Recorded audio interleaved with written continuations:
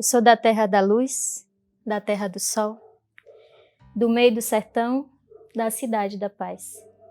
Sou descendente dos profetas da chuva e de toda essa gente que diz que tá bonito para chover.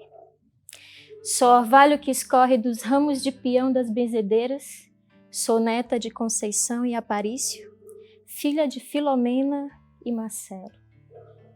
Sou mais uma nordestina periférica mulher que veio por essas terras, pousou por essas terras, a contragosto de alguns, com muito gosto por outros e outras. Minha vida é poesia e é dela que eu venho e é para ela que eu sempre vou. Eu sou Jesuana Prado, sou de Fortaleza, do Ceará, mas moro aqui em São Paulo há 2 anos. Eu sou poeta, eu sou um monte de coisa que faz parte da minha essência inquieta. E eu venho de uma família numerosa de mulheres. Eu sou a 3ª filha. Minha mãe teve a minha primeira irmã. Eu sempre digo que ela foi a mais privilegiada porque ela tanto podia ser mulher como podia ser homem. A partir dela começou uma cobrança do meu pai para nascer meninos. Aí minha mãe engravidou da 2ª gestação e teve um aborto de um menino. Que a gente depois, quando a gente foi crescendo, eu e minhas irmãs, a gente ficava pensando como que seria o nome dele. E depois veio a minha irmã. Minha primeira irmã é Márcia, minha segunda irmã é Esmeralda. Eu sou Jesuana. A outra é Maria do Carmo, que era o nome da minha bisavó materna. E Ana Jéssica. Tenho uma irmã de coração, que é Luz Helena. E tenho 3 irmãos por parte de pai, de relações extraconjugais do meu pai. Eu tive uma infância em quintais. Minha família era do sertão do Ceará, de uma cidade chamada Paramoti, foi lá que eu fui gerada. E a gente passava as férias sempre nessa cidade. Então a minha conexão com o sertão ela é muito forte por conta disso. E a minha conexão com a natureza se vem disso também. E de eu ter crescido numa casa com quintal. Eu adorava subir em árvores, eu tirava coco do pé, lá de coco mesmo, subia no muro. Subia no muro e tirava o coco depois. Tenho várias cicatrizes porque eu mexia com faca, com facão, tudo que vocês imaginarem, cortava cana. E no pé da minha casa tinha tudo quanto era árvore. E eu adorava subir num pé de jambo, que é uma árvore que aqui não é muito comum, muito gostosa. E eu subia lá no alto e via lá na outra rua a pessoa que passava. Caía muitas vezes, quase quebrei o teto todinho da cozinha uma vez. Meu pai quase me bateu. Mas minha família não era muito de bater, graças a Deus. Agradeço. E eu fui crescendo assim, em contato com a natureza. Eu ouvia muita música, eu gostava muito de ler, eu me sentia esquisita na minha família. Me sentia diferente, não entendia por quê. Aos 14 anos eu descobri a poesia. Eu fiz a minha primeira poesia, enorme, que eu fiz, menino, isso tudo tava na minha cabeça, né? E tava lá. E me acompanha até hoje a poesia, é muito forte em mim. Eu ouvia de algumas pessoas que eu não ganharia dinheiro com a poesia. 2 anos depois, aos 14, eu estava escrevendo poesia, né? Foi mais ou menos em 98, eu tenho 34 anos. Em 98. Em 2001, eu recebi meu primeiro cachê, lá no Ceará, que é uma coisa difícil. Eu recebi R$100 em 2001, que era até mais dinheiro, né, do que hoje. Por 15 minutos eu recitando. E isso eu passei por uma seleção. Foram 10 poemas lá, que eu mandei, eu passei. No ano seguinte eu mandei de novo, eu passei de novo. Recebi mais R$100 de novo, né? E aí eu continuei. E até hoje eu recebo cachê com poesia. Eu participei da feira literária mês passado na Zona Sul, pelo Sarau do Binho, e eu recebi R$800 de cachê. Não sei nem se podia dizer o cachê, mas eu recebi.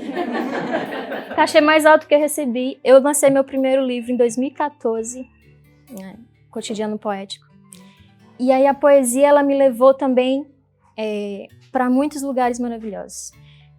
Quando eu terminei o ensino médio, eu sempre ouvia dos meus professores que eu era muito inteligente e tal. Mas eu não incorporava aquilo. E aí, quando eu terminei o ensino médio, eu disse, não, vou trabalhar. Preciso ajudar minha família, eu vou trabalhar, não vou estudar, não. Vou fazer vestibular. Nem consigo passar nisso aí a vida inteira em escola pública.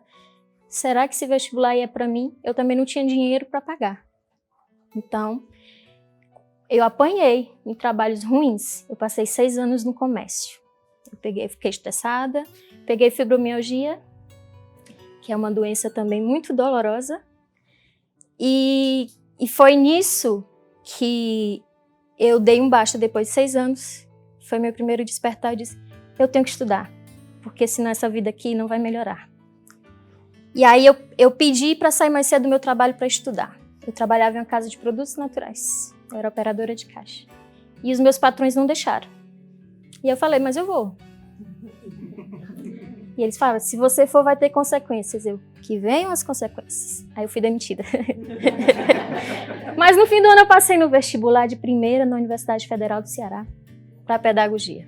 Então, eu colhi o fruto da minha rebeldia, né? Passei 5 anos na universidade. E aí, com 1 ano, eu virei bolsista de assistência, que era uma bolsa para pobre mesmo. Tinha que comprovar que eu era pobre. Eu sou empobrecida, o sistema me empobrece. Mas eu estou aí na luta, né? Estou. E aí, eu virei bolsista e depois já comecei logo a trabalhar com pedagogia. Eu nem era formada, eu já atuava como pedagoga, como educadora social e fui subindo, né? E aí, em 2013, eu me formei. E eu me sentia muito presa, porque eu passei 5 anos na universidade, que o meu curso era 5 anos. E eu queria ganhar o mundo, porque eu não me cabia nos empregos. Eu sempre peço demissão. Quando eu não sou demitida, eu peço demissão. E é mais raro eu ser demitida, porque eu sou uma boa profissional. Então, eu peço demissão. Nos últimos, eu passei 8 meses, no último agora eu passei 10 meses. Então, eu não consigo, né? E aí, por essa minha inquietude, quando eu terminei a faculdade, eu fiz uma monografia. Eu sempre atuei na área social, eu sou uma pedagoga social. Eu nunca quis ir para a escola, para o ensino formal. Eu tinha isso dentro de mim. Essa blusa é a minha militância, e a gente tinha uma campanha contra o extermínio da juventude. Eu perdi vários amigos em Fortaleza, eu morava na periferia. E eu perdi, e aí eu defendo essa bandeira. E em 2013 eu pesquisei sobre adolescentes em conflito com a lei, só que meninas. E a minha monografia foi sobre o sentido da vida com essas meninas através dos grupos religiosos. Eu queria saber se a atuação de grupos religiosos dentro do centro de privação de liberdade com meninas contribuía para o sentido da vida delas. E aí eu descobri que não, né? Mas eu fiz um bom estudo sobre o sentido da vida, sobre juventude, e pesquisava sobre isso, né? Eu não quis fazer mestrado, porque eu estava me sentindo presa, então mais 2 anos de mestrado eu continuarei me sentindo mais 2 anos presa. Então eu continuei trabalhando numa ONG que eu trabalhava, eu doava do meu salário R$600 para trabalhar menos 2 horas todo dia. Eu não queria trabalhar 8 horas por dia, eu falei, eu quero trabalhar 6. E todo mês eu doava R$600 no meu trabalho para eu trabalhar só 6 horas. Com 1 ano e meio, estava tudo bem no meu trabalho, eu trabalhava com filhos e filhas de catadores de materiais recicláveis, eu era coordenadora pedagógica de um projeto que recebia financiamento internacional. E estava tudo bem, e eu pedi demissão. Mais uma vez, ninguém entendeu nada. Terminei o projeto, prestei conta de tudo e falei, eu estou pedindo minha demissão. Mas por quê? Porque eu quero viver outras coisas. Peguei o dinheiro da minha rescisão e lancei meu livro. Começou com um projeto de R$1.000 e meus amigos queriam fazer para mim. E depois virou um projeto de R$4.600, 1.500 exemplares, e que eu banquei sozinha, porque eu não queria que ninguém fosse dono do meu livro. Nesse sentido de editoras. Eu não queria que uma editora tivesse a liberdade de dizer qual o preço que eu ia cobrar, onde eu ia comercializar e o que eu ia fazer com o meu livro. Então, aquele livro era meu até ali, depois ele ia ser daquela pessoa. Com isso eu saí mochilando, botei um monte de livro numa mala, disse para minha mãe que eu não sabia quando eu voltava, peguei uma carona numa caravana para Bahia.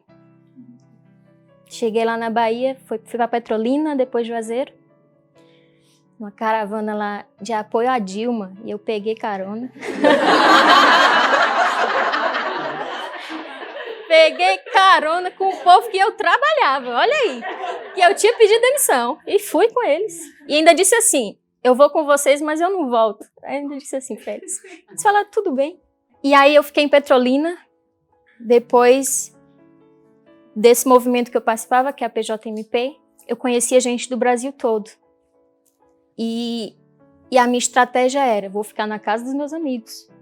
Então eu ia para cada cidade que eu ia, eu contactava uma pessoa, eu contactava um sarau ou uma roda de poesia, então eu ficava na casa da pessoa, fazia o sarau, vendia meu livro, pegava o dinheiro e ia para a próxima cidade.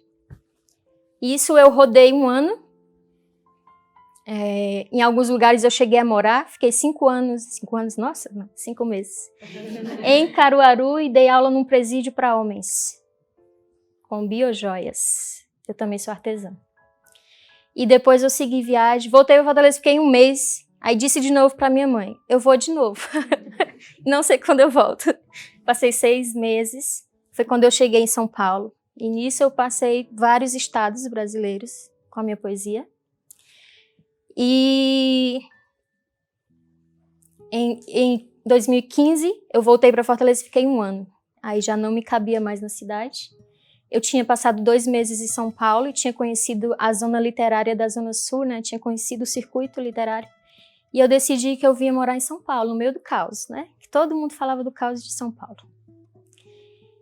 E aí aqui surgiu, surgiu o meu filho, né? Um outro filho de outro tipo, que é a bioafetiva. Eu tenho esse apelido, que é a bioafetiva. Eu gosto de abraçar árvores, eu gosto de ter esse contato com a natureza. E a bioafetiva é o meu projeto de impacto social, o meu empreendimento de impacto social, que é uma empresa de cosmética natural. Trabalho com aromaterapia, trabalho aí rompendo o sistema. Hoje eu faço todos os meus cosméticos. Não estou de maquiagem porque eu quero, meu próximo passo é fazer maquiagem. Então eu vou começar a usar quando eu fizer. E eu estou aprendendo cada vez mais sobre isso.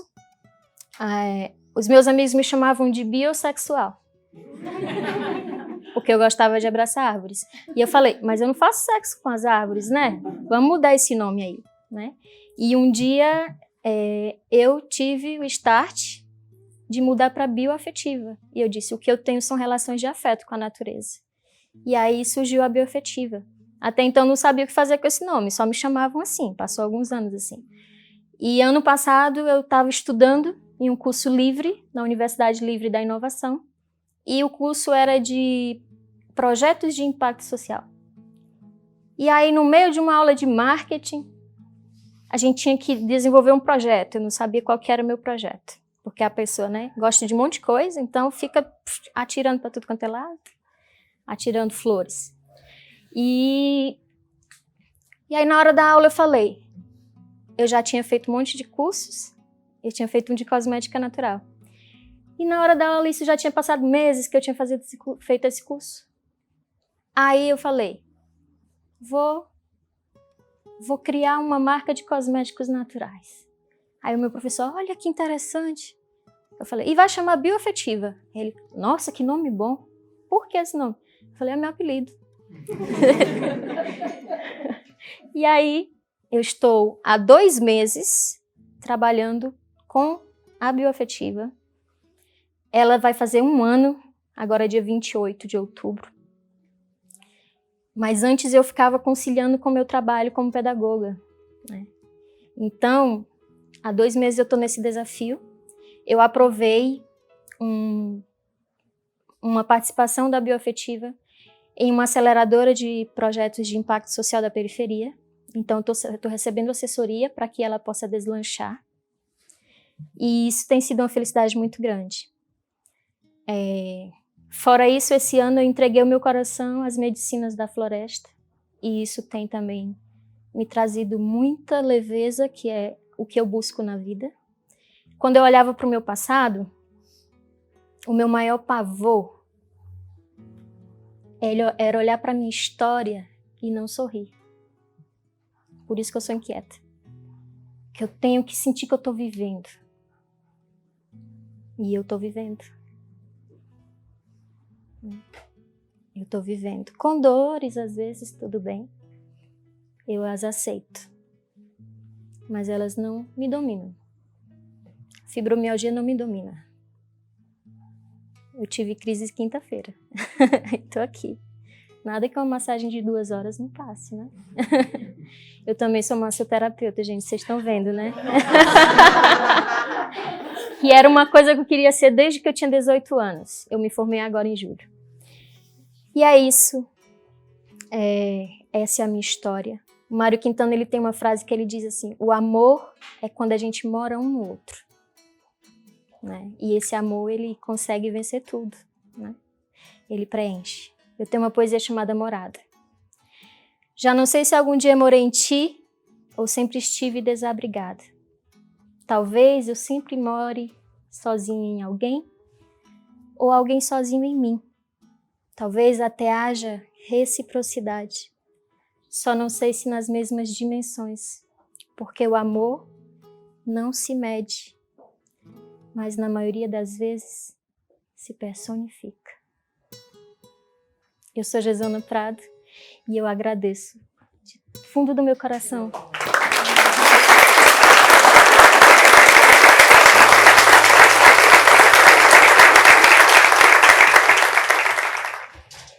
Esta é a minha história que está sendo construída, que é parte de mim que vai para o universo.